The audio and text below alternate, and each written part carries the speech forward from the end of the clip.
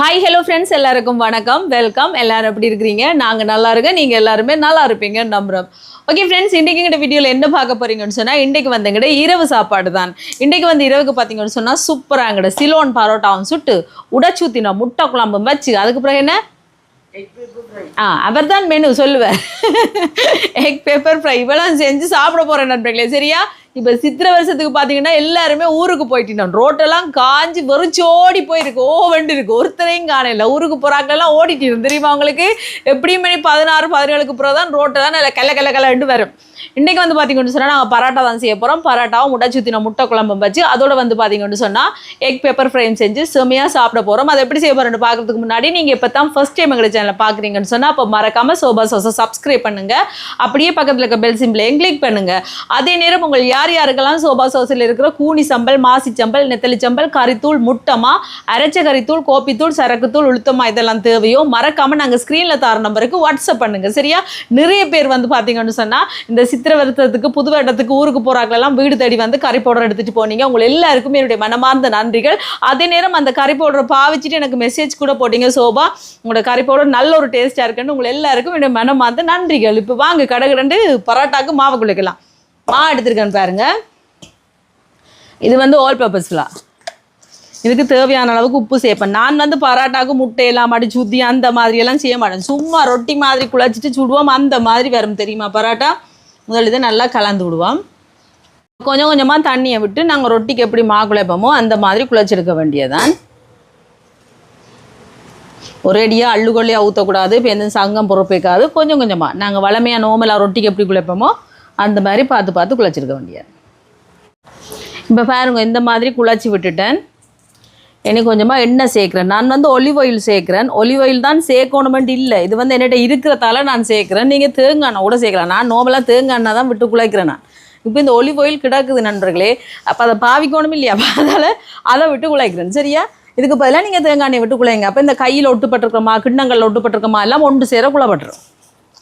இப்போ இந்த மாதிரி குழைச்சி எல்லாம் பிரித்து எடுத்தாச்சு. இனி நாங்கள் தேய்ச்சி வைப்போம்.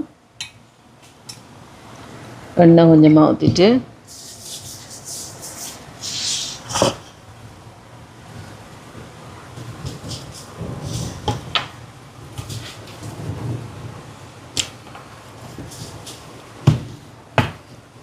இந்த மாதிரி தேய்க்கணும்.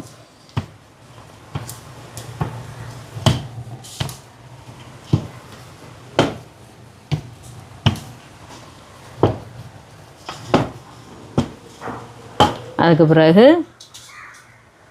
இப்படி ஒரு மடிப்பு, எப்படி ஒரு மடிப்பு இங்கெல்லாம். ஓகே, இதில் வைக்க வேண்டிய இதே மாதிரி எல்லாத்தையும் கடகடன்னு தேய்ச்சி எடுப்போமா. பரோட்டாக்கு மாவெல்லாம் குழச்சி வச்சிட்டேன். முதல் வந்து நாங்கள் குழம்ப வைப்போம். குழம்ப வச்சிட்டோம்டா வந்து கடகடண்டு பரோட்டா வச்சு விட்றலாமே நம்பி. அடுப்பை போடுவோம். இப்போ சட்டியை வைப்போம் சூடாட்டுக்கும் குழம்புக்கு. சட்டி சூடாயிட்டு நல்லெண்ணெய் சேர்ப்போம். சூடாட்டு எண்ணெய் சூடாயிட்டு வெந்தயம் சேர்க்குறேன். இதோட கொஞ்சமாக சின்ன சீரகம், கடுகு, பெருஞ்சீரகம், இருக்கிற எல்லா ஜீரகத்தையும் போடுவோம். நல்லா தான் இருக்கும். சரியா? இதோட பச்சை மிளகாய், உள்ளி, வெள்ளைப்பூடு, சின்ன வெங்காயம். சின்ன வெங்காயம் போட்டால் நல்லா இருக்கும், அதால் நல்லா உண்டனை சின்ன வெங்காயம் போட்டு. இப்போ இதெல்லாம் நல்லா வதங்கட்டும். இப்போ வெங்காயமெல்லாம் நல்லா வதங்கி வருது பாருங்கள். தக்காளி பழம் சேர்ப்போம். நல்ல மழை குணமாக இருக்குன்றைக்கு தெரியுமா. பரோட்டா சுடவழிக்கிட்டாலே எங்களுக்கு மழை தான். ரொட்டி என்னன்னா பரோட்டா என்னன்னா சோவா விட்ட மழை தான். ஏண்டா அப்படி நாங்கள் எதாச்சியா சுட்டாலும் மழை தேடி வந்துருப்போங்களே. இப்போ தக்காளி பழம் வதங்கட்டும். இப்போ தக்காளி பழமெல்லாம் நல்லா வதங்கிட்டு பாருங்க. இனி தேங்காய் பால் சேர்ப்போம். இது 2ஆம் பால் 3ஆம் பால்.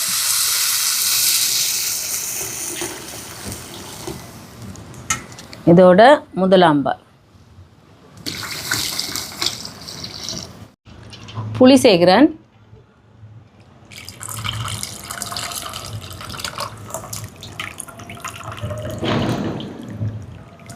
குழம்புத்தூள் சேர்க்க போகிறேன். இது வந்து சோபா சாஸ் கறி பவுடர். நீங்களும் ஆர்டர் போடலாமா? சுத்தமான சுகாதாரமான முறையில் தயாரிக்கப்பட்ட சோபா சாஸ் கறி பவுடர்.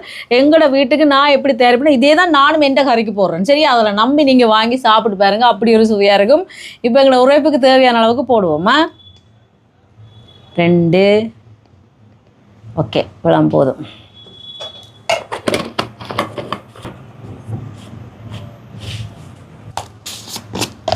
உப்பு சேர்க்குறேன்,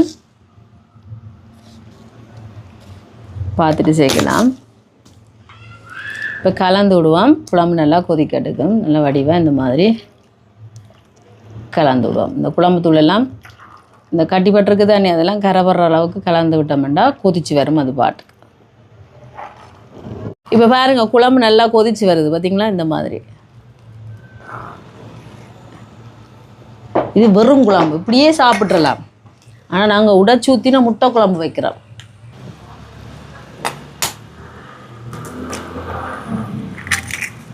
முட்டையை உடைச்சி விட்டுட்டு அதுக்கு பிறகு கிண்டக்கூடாது போட்டு பாருங்க.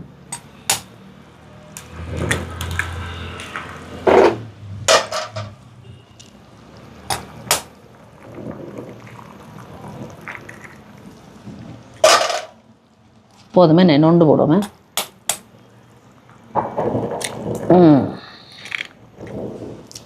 இனி கரண்டியை போட்டு கிண்டக்கூடாது, இப்படியே கொதிக்கட்டுக்க.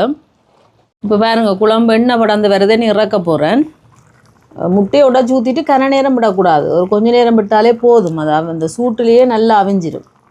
அடுப்பை நிப்பாட்டுவோம். இப்படி இருந்தால் தான் பரோட்டாவுக்கு குழச்சி ஊற்றி அடிக்க சும்மா அந்த மாதிரி இருக்கும்.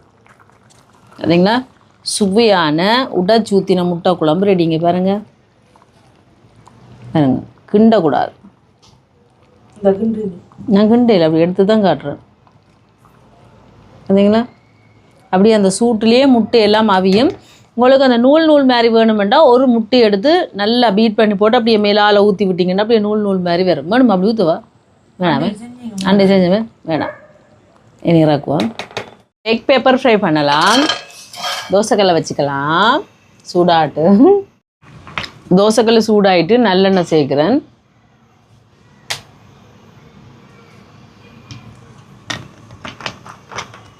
சூடாட்டும். இப்போ எண்ணெய் சூடாயிட்டு முட்டையை அவிச்சு வச்சுருக்கேன்னு பாருங்க.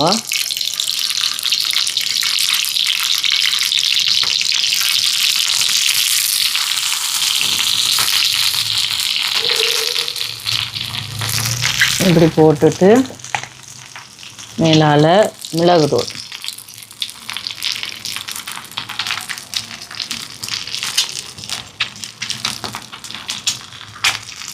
நல்ல தாராளமாகவே போடுவோம்.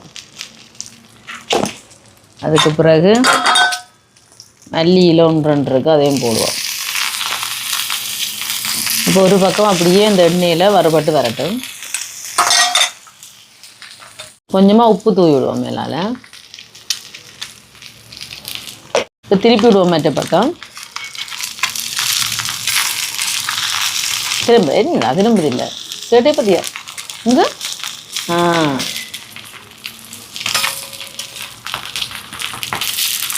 எடுக்க போகிறேன். மேலால் கொஞ்சமாக கட்டத்தூள் எடுக்கும்போது தான் போடணும், இல்லாட்டிக்கு அந்த கட்டத்தூள் வந்து கூட இந்த எண்ணெயில் தண்டிதாயிடும். அதால் எடுக்காம போட்டுட்டு மற்ற பக்கம் திருப்பி போட்டு கொஞ்சம் கட்டத்தூளை போட்டுட்டு இருக்க வேண்டிய. பார்த்தீங்களா?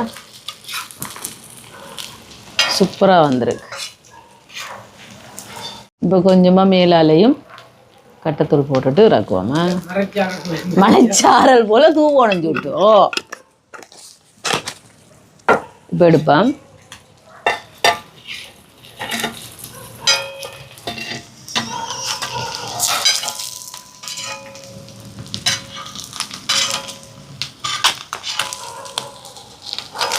இப்போ பரோட்டாவை சுட போகிறோம். இங்கே பரோட்டா மாஸ்டரையும் கூப்பிட்டாச்சு.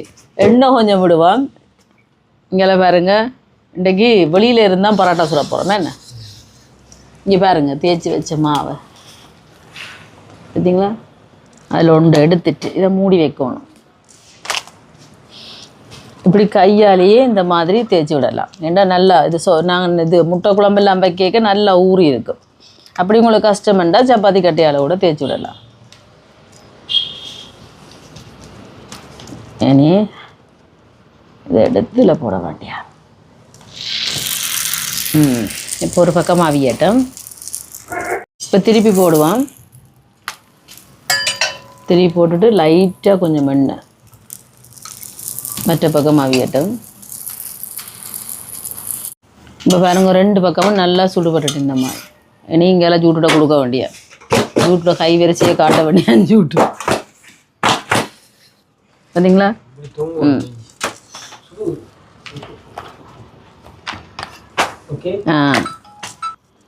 இந்த மாதிரி பனை ஓலையில் போடுவோம். பனை ஓலை கடகத்தில் அது ஒரு வாசம் நல்லா இருக்கும். இதே மாதிரி எல்லாத்தையும் கடகடண்டு சுட்டெடுக்க வேண்டிய. எண்ணெய் விடையில்லை பார்த்தீங்களா நண்பர்களே. கதை வாக்கில் உங்களோட காய்ச்சி நான் எண்ணெய் விடையில்லை. இப்போ சாப்பாடெல்லாம் ரெடி, வாங்க சாப்பிடலாம். இது பாருங்க முட்டை குழம்பு இந்த பெருசாக வருது. என் மகனுக்கு பிடிச்ச உடாச்சி ஊற்றினா முட்டை குழம்பு நண்பர்களே. அதுக்கு பிறகு இங்கே பாருங்க எக் பெப்பர் ஃப்ரை. இது எனக்கு மல்லியிலையோடு இருக்கு தெரியும் சொல்லு வேறண்டு. ஓகே. பராட்டா. இது சோபா சுட்ட பராட்டா. இதில் வந்து இப்படி சாப்பிடுவோம். முட்டை அந்த மாதிரி இருக்கு வேண்டா. முட்டையை மெட்டுத்து இப்படி சாப்பிடணும்.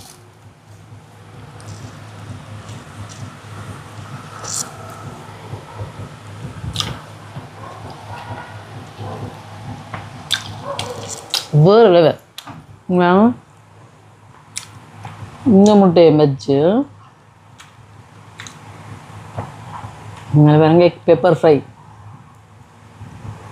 அதுலேயும் எடுத்து இப்படி வைக்கணும். இப்படி வச்சுட்டு சாப்பிடணும். எல்லாம் முட்டை தான், ஆனால் 2லேயும் ஒரு சுவை இருக்குன்னு நம்பி பாக்கிய பூர்மாடா. இந்த நீ சாப்பிடு.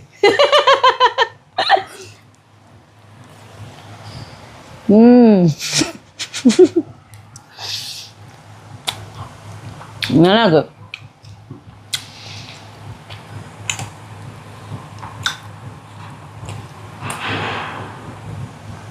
பரோட்டா தான் டெய்லி பார்த்தீங்கன்னு சொன்னால் பரோட்டாவுக்கு சிக்கன் கறி மட்டன் கறி அதெல்லாம் சரி. நீங்கள் இப்படி வித்தியாசமாக முட்டை குழம்பு வச்சு சாப்பிட்டு பாருங்க,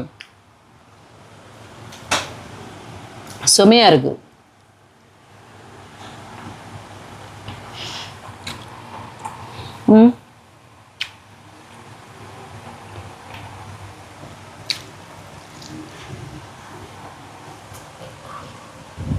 சூப்பர் டேஸ்டாக தெரியுமா. நம்ம பிடிக்கும் எக் பெப்பர் ஃப்ரை. அது இப்படி பிச்சு போட்டுன்னு சாப்பிடலாம். நீங்கள் இப்படி பிச்சு போட்டும் இப்படி குளச்சடிக்க நல்லா இருக்கும்.